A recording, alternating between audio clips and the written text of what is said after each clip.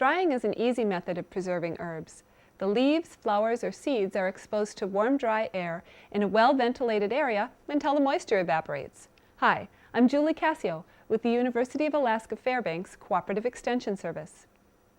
The best time to harvest most herbs for drying is just before the flowers first open, when they are in the bursting bud stage. Gather the herbs in the early morning after the dew has evaporated to minimize wilting. Avoid bruising the leaves. They should not lie in the sun or remain unattended after harvesting. Rinse herbs in cool water and gently shake to remove excess moisture just before using. Discard all bruised, soiled, or imperfect leaves and stems.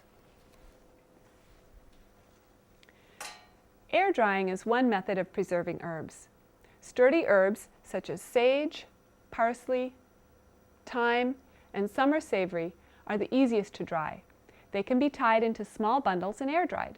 Air drying outdoors is often possible. However, better color and flavor retention usually results from drying the herbs indoors.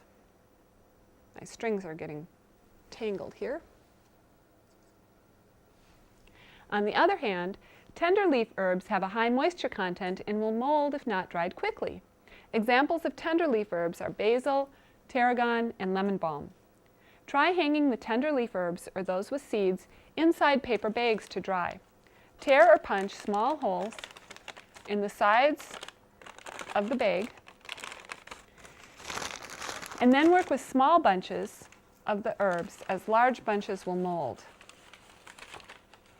We're going to place the herbs inside the bag, suspending them from the top and closing the paper bag around the top of the bunch of herbs with a rubber band.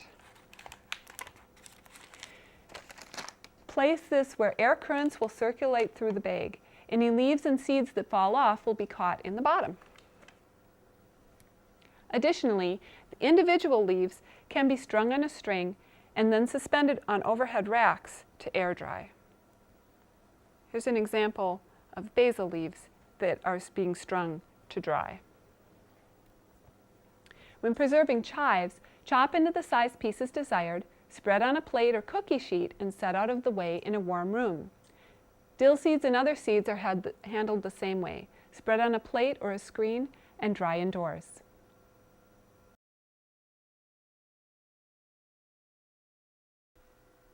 Oven drying is a preservation method especially nice for mint, sage, or bay leaf. Remove the best leaves from the stems and place them individually on paper towels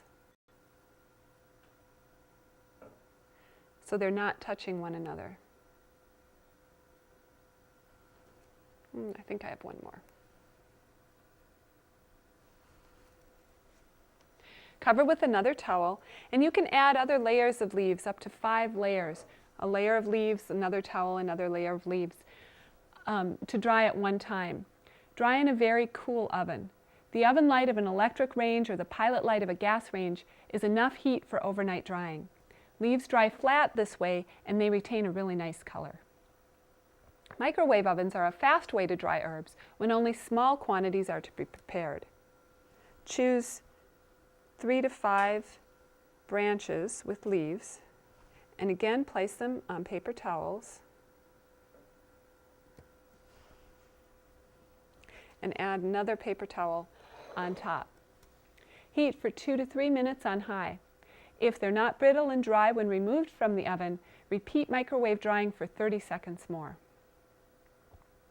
Dehydrator drying is a fast and easy way to dry high-quality herbs because the temperature and air circulation can be controlled. So you would preheat your dehydrator, which we'll do in a few minutes, with a thermostat set to 95 to 115 degrees Fahrenheit. In areas with higher humidity, temperatures as high as 125 degrees Fahrenheit may be needed. After rinsing with cool running water, and of course you can rinse in a faucet, and shake your excess moisture off the leaves. Place the herbs in a single layer on your trays And you could leave the stems on, but I want to conserve a little space. So I'm going to cut these off. You could break them as well. So I'm taking some of these stems off.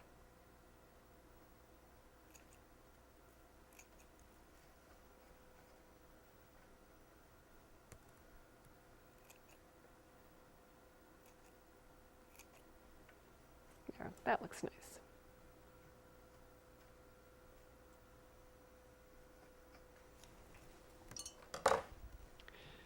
Drying times may vary from 1 to 4 hours. Check periodically. Herbs are dry when they crumble, and the stems are dry when they break when bent.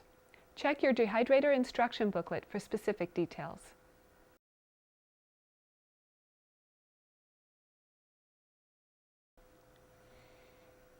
Dried rosemary. It smells so good. When leaves are crispy dry and crumble easily between your fingers, and stems are easily broken when bent, then they're ready to be packaged and stored. Dried leaves may be left whole, such as these basil leaves that were dried last summer in a dehydrator, and then crumbled as used, or they may be coarsely crumbled before storage. Place herbs in airtight containers and store in cool, dry, dark areas to protect the color and the fragrance. Dried herbs are usually 3 to 4 times stronger than fresh herbs. To substitute dried herbs in a recipe that calls for fresh herbs, use 1/4 to 1/3 of the amount listed in the recipe. For example, with this sage, if a recipe called for fresh sage for 1 tablespoon, then you would use 1 teaspoon, I had to do the math in my head, of the dried sage. So after you've dried your herbs, you can enjoy a little bit of summer all year long in the dishes that you make.